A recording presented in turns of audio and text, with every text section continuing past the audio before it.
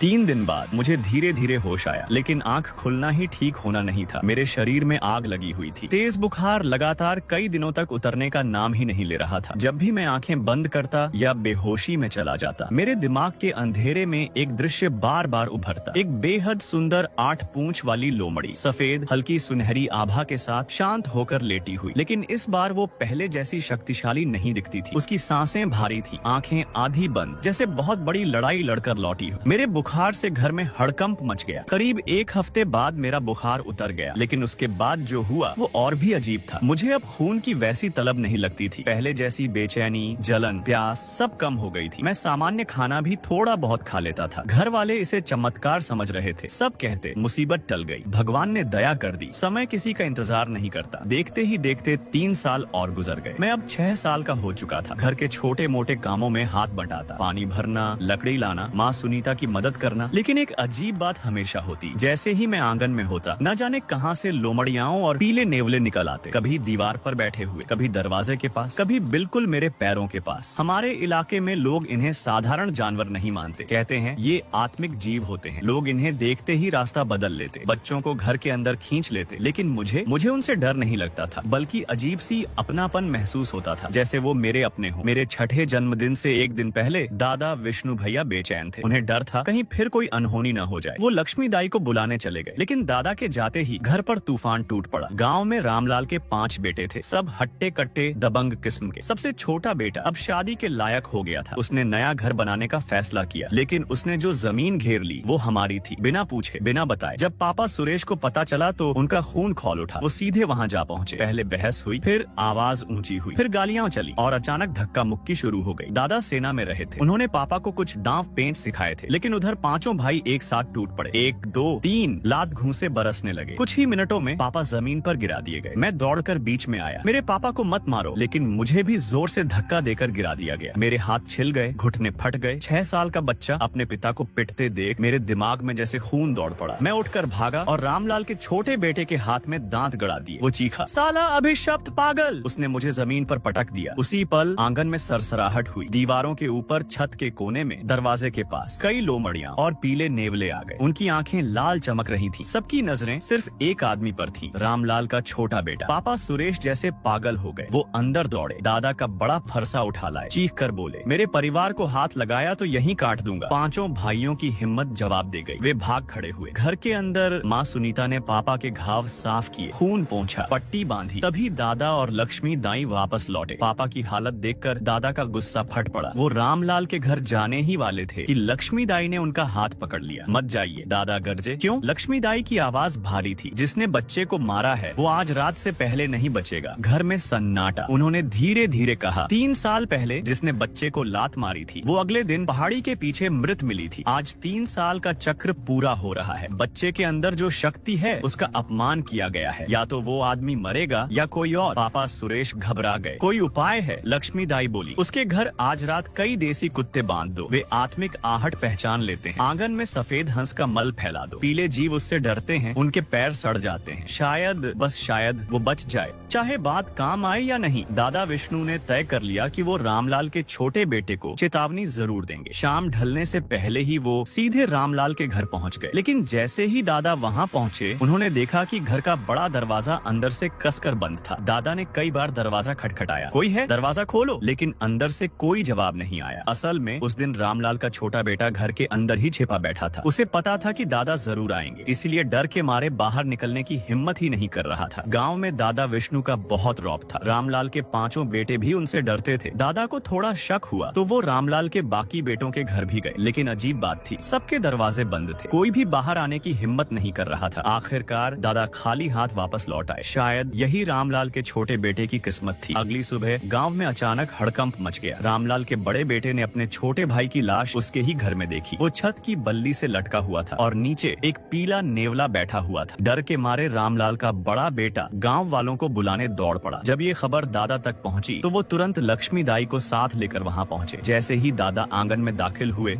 उन्होंने गुस्से में कहा, इतने लोग खड़े हो लेकिन किसी को लाश नीचे उतारने की भी फिक्र नहीं। इसे ऐसे लटका कर रखा है, शर्म नहीं आती? उसी वक्त रामलाल का दूसरा बेटा अचानक आगे आ गया। उसकी आंखों में गुस्सा था। वो चिल्लाया, नाटक मत करो विष्णु, हमारे भाई को तुम लोगों ने मरवाया है। पूरे गांव को पता है तुम्हारे घर में एक अभिशप्त बच्चा पैदा हुआ है, तुम्हारी बहू और उस रहस्यमयी शक्ति की औलाद। हर रात लोमड़ियाएं और नेवले तुम्हारे घर चीजें छोड़कर जाते हैं। हमने तो बस तुम्हारे बेटे को थोड़ा पीटा था, उसके लिए तुमने हमारे भाई को मरवा दिया। उसकी बात सुनते ही रामलाल के बाकी भाई भी भड़क गए। सब मिलकर दादा को घेरने लगे। दादा का चेहरा लाल हो गया। उन्होंने गुस्से में कहा, मैं घर पर नहीं था और तुम पांचों मिलकर मेरे परिवार पर टूट पड़े। मेरे बेटे सुरेश को मारा, मेरी बहू सुनीता को धक्का दिया, मेरे पोते अजय पर हाथ उठाया। अब यहाँ खड़े होकर मुझ पर इल्जाम लगा रहे हो। अगर हिम्मत है तो आओ, देखते हैं कौन किसे छूता है। तभी लक्ष्मी दाई बीच में आ गई। उन्होंने जोर से कहा, बस करो, मरे हुए इंसान के सामने झगड़ा करना ठीक नहीं, पहले उसे नीचे उतारो। फिर उन्होंने गंभीर आवाज में कहा, रामलाल का बेटा किसी इंसान ने नहीं मारा, तुम लोगों ने पीले देवता का अपमान किया है, यही उसकी सजा है। इतना सुनते ही रामलाल का दूसरा बेटा भड़क गया। वो चिल्लाया, यही है वो अभिशप्त जानवर। उसने पास पड़े पीले नेवले को उठाया और जमीन पर पटक दिया। लक्ष्मी दाई चिल्लाई, रुको, ऐसा मत करो। लेकिन तब तक देर हो चुकी थी, नेवला मर चुका था। दादा और लक्ष्मी दाई बिना कुछ बोले वहाँ से लौट आए। रास्ते में लक्ष्मी दाई धीरे से बोली, अजय की किस्मत ऐसी ही है, हर 3 साल में एक बड़ा संकट आएगा, या तो वो मरेगा या कोई और। दादा घबरा गए। अब तो रामलाल का बेटा मर गया, अब और क्या होगा? लक्ष्मी दाई बोली, कह नहीं सकती, लेकिन जिसने अभी उस नेवले को मारा है उस पर भारी मुसीबत आने वाली है। दादा की आवाज कांप गई। मेरे पोते अजय को तो कुछ नहीं होगा ना? लक्ष्मी दाई ने गहरी सांस ली। ये मैं भी नहीं जानती, अब जो होगा समय बताएगा। लेकिन उसी रात एक और डरावनी घटना हुई। रामलाल का छोटा बेटा, जिसकी लाश अभी तक ताबूत में भी नहीं रखी गई थी, अचानक वो बिस्तर पर बैठ गया, जैसे किसी ने उसे खड़ा कर दिया हो। ये देखकर रामलाल के बाकी भाई पागल हो गए। भाई जिंदा हो गया, लेकिन वो जिंदा नहीं था। उसकी आंखें सीधी सामने देख रही थी, चेहरे पर अजीब मुस्कान थी और अचानक उसके मुंह से उल्लू जैसी डरावनी हंसी निकलने लगी।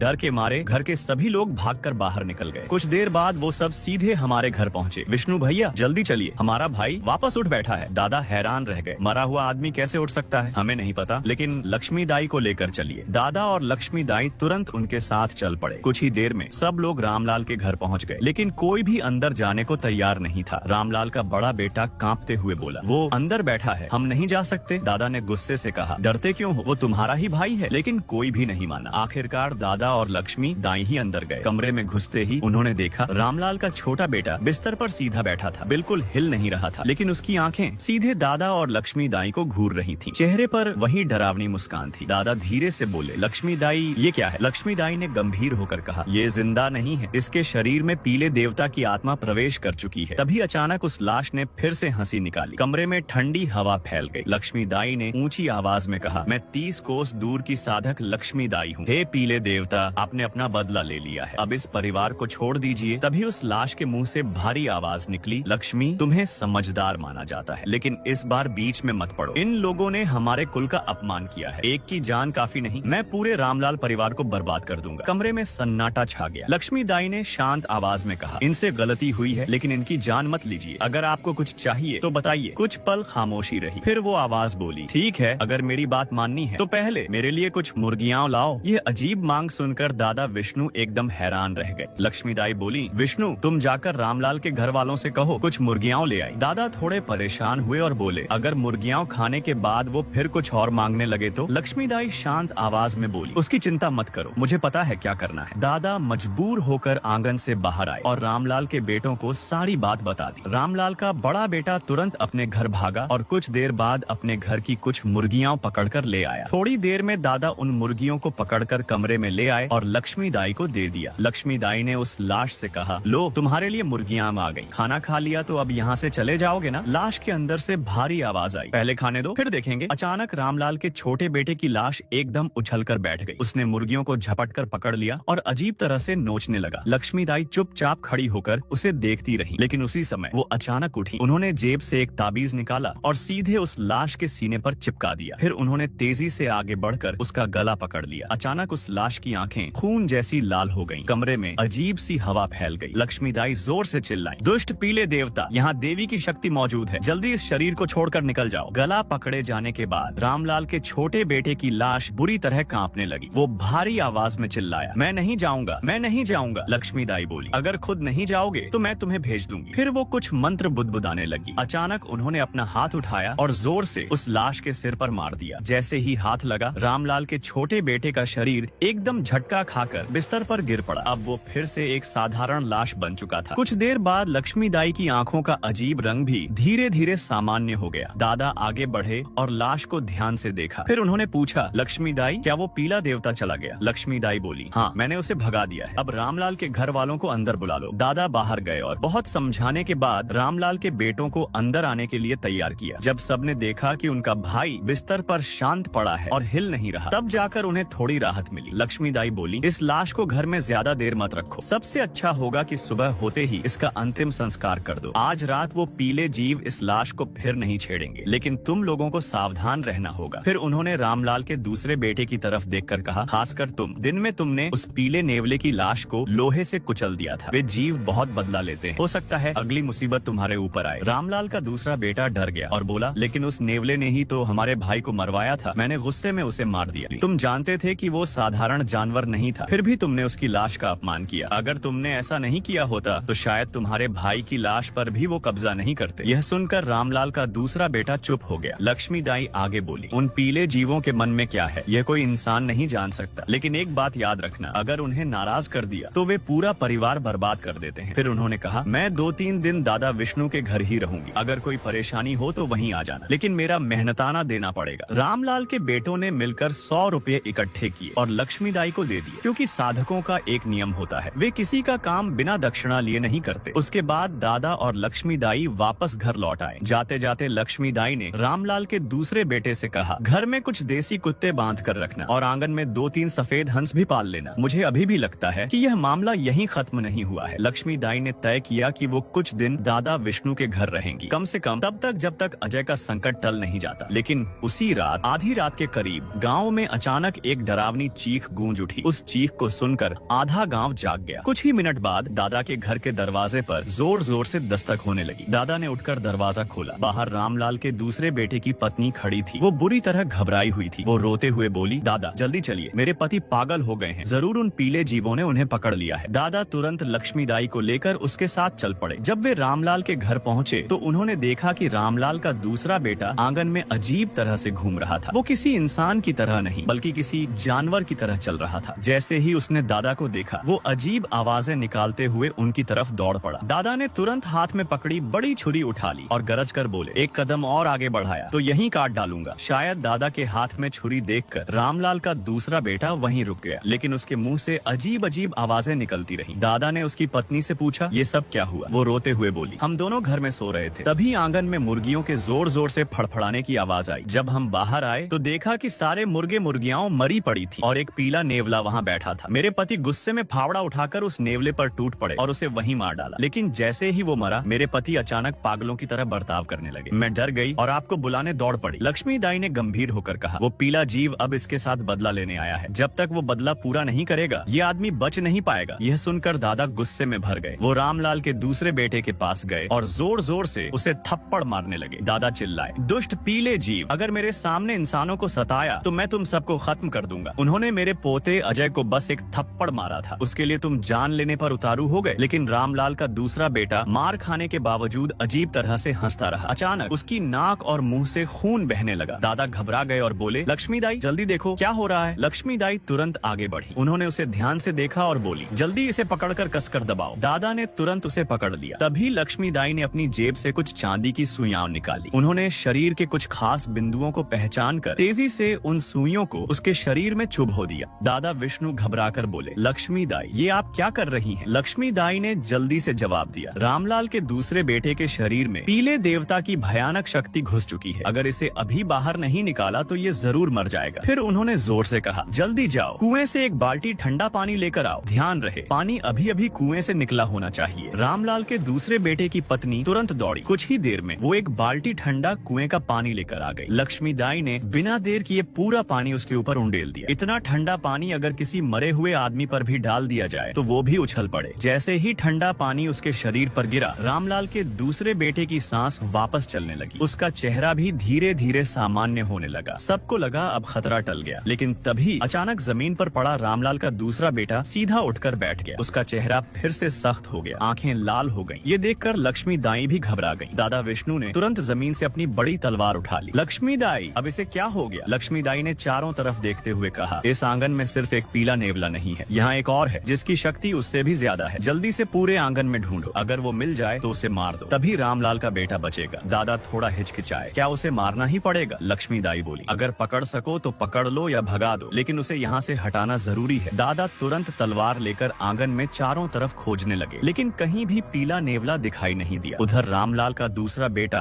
अब बिल्कुल नेवले की तरह व्यवहार कर रहा था। वो अचानक उछलकर लक्ष्मी दाई पर झपट पड़ा। दोनों के बीच जोरदार संघर्ष शुरू हो गया। तभी दादा के दिमाग में एक बात आई, अगर आंगन में नहीं है तो शायद घर के अंदर होगा। जैसे ही वो कमरे में घुसे, उन्होंने देखा एक पीला नेवला कोने में बैठा उन्हें घूर रहा था। दादा धीरे से बोले, हे पीले देवता, रामलाल के परिवार से गलती हो गई है, उन्हें माफ कर दीजिए। लेकिन नेवले ने कोई जवाब नहीं दिया। दादा ने पास पड़े कुछ चाय के कप उठाए और उसकी तरफ फेंक दिए ताकि वो भाग जाए। तभी बाहर से लक्ष्मी दाई की आवाज आई, विष्णु भैया बाहर आइए, मुझे आपसे बात करनी है। दादा बाहर आए। लक्ष्मी दाई बोली, उस नेवले से मत उलझो, घर जाओ और अपने पोते अजय को यहाँ लेकर आओ। दादा हैरान रह गए। अजय? लक्ष्मी दाई बोली, हाँ, शायद वही इस पीले देवता को शांत कर सकता है। दादा को याद आया कि ये सारी मुसीबत अजय को थप्पड़ मारने की वजह से ही शुरू हुई थी। लक्ष्मी दाई चिल्लाई, जल्दी जाओ, मैं ज्यादा देर तक इसे रोक नहीं पाऊंगी। दादा तुरंत घर की तरफ दौड़े। घर पहुँचते ही उन्होंने अजय का हाथ पकड़ा और उसे लेकर वापस रामलाल के घर भागे। जब अजय वहाँ पहुँचा तो उसने देखा पूरा आंगन तहस नहस पड़ा था। चारों तरफ सामान बिखरा हुआ था। अजय डर गया। दादा बोले, अजय अपने चाचा को रोक लो। अजय गुस्से में बोला, दादा इन्होंने मुझे बहुत मारा था, मेरा सिर तक फोड़ दिया था। दादा झल्ला कर बोले, अभी ये सब मत सोच, पहले उसे रोक। मजबूर होकर अजय धीरे धीरे रामलाल के दूसरे बेटे के पास गया। चाचा बस करो, लड़ाई मत करो। जैसे ही अजय ने ये कहा, रामलाल के दूसरे बेटे की चाल धीमी हो गई। उसने धीरे धीरे मुड़कर अजय की तरफ देखा, फिर भारी आवाज में बोला, इन लोगों ने हमारे पूर्वजों का अपमान किया है, मैं इन्हें नहीं छोड़ूंगा। उसी समय वो पीला नेवला भी कमरे से बाहर आ गया। अचानक रामलाल का दूसरा बेटा आंगन से बाहर भागने लगा। लक्ष्मी दाई चिल्लाई, रोक लो,